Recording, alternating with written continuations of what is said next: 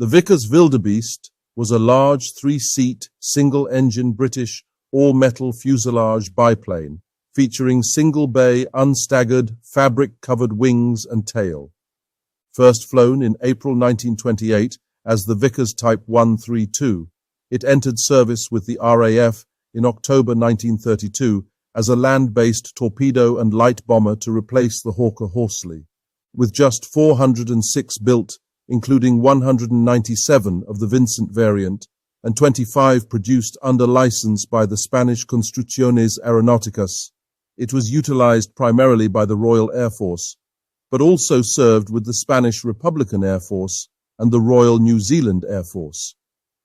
While mostly replaced by more modern craft before World War II, some were still in service over 9 years after their first commission, when the obsolete biplanes found themselves deployed against a modern Japanese Air Force in Malaya in December 1941.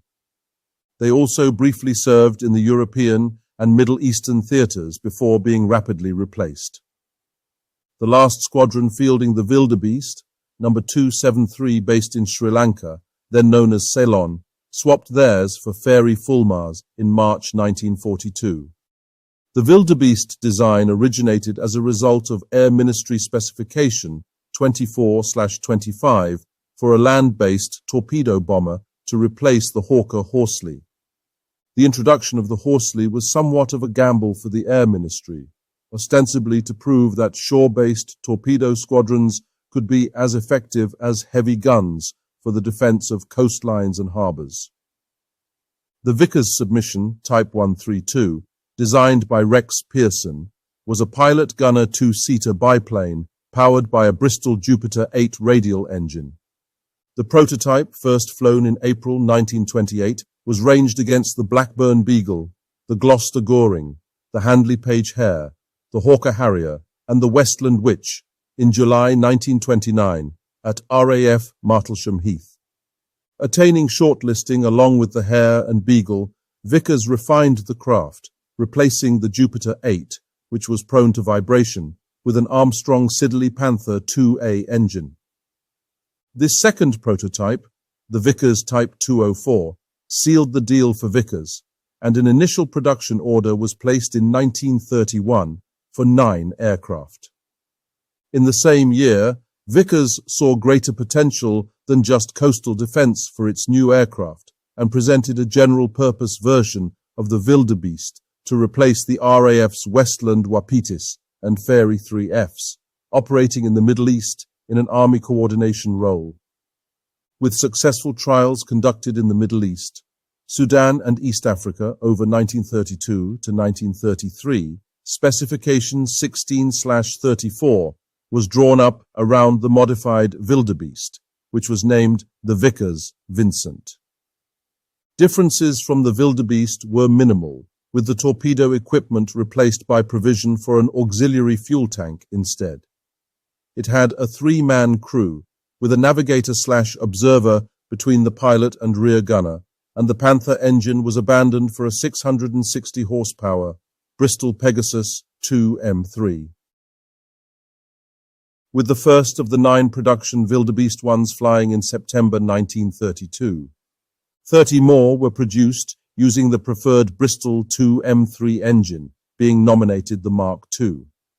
But then the Air Ministry, perhaps impressed with the Vincent variant, requested a modification under Specification 15/34 to include a third crew position. This variant, the Mark III, would become the most produced version of the Vildebeest, with 150 units built for the RAF. The Mark III was 36 feet 8 inches long, stood 14 feet 8 inches high, had a wingspan of 49 feet, and had a wing area of 728 square feet. Powered by a single Bristol Pegasus 2M3 engine providing 660 horsepower, it had a maximum speed of 143 miles per hour, a service ceiling of 19,000 feet, a rate of climb of 630 feet per minute, and a range of 1,250 miles.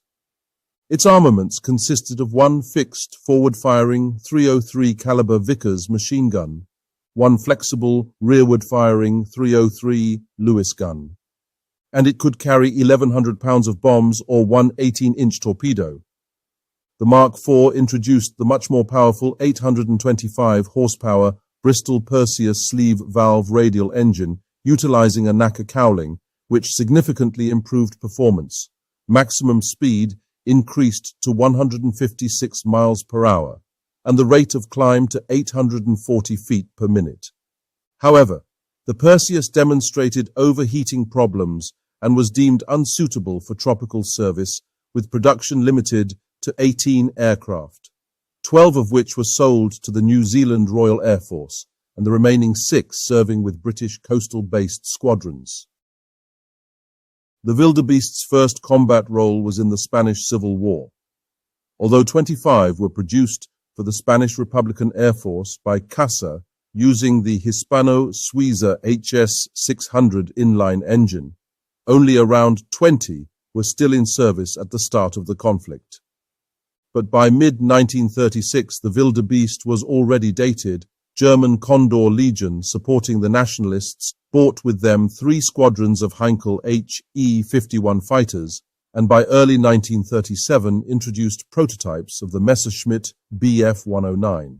Notably, it was a Vildebeest that was the first victim of Franco forces ace Joaquin Garcia Morato flying a French Nieuport Delage 52, itself an aged, slow and unresponsive fighter. Unfortunately, the Vildebeests would contribute little more than this one minor historical footnote in the Spanish Civil War. While the Vincent had started to be replaced by more modern aircraft, such as the Vickers Wellesley and Bristol Blenheim bombers, 84 still remained in service with the RAF on the outbreak of the Second World War. Here, bombing missions against Italian forces in the East African campaign and for coastal patrols from Aden, one attacking the Italian submarine Galileo Galilei. Other Vincents bombed Iraqi forces during the Anglo-Iraqi War of 1941.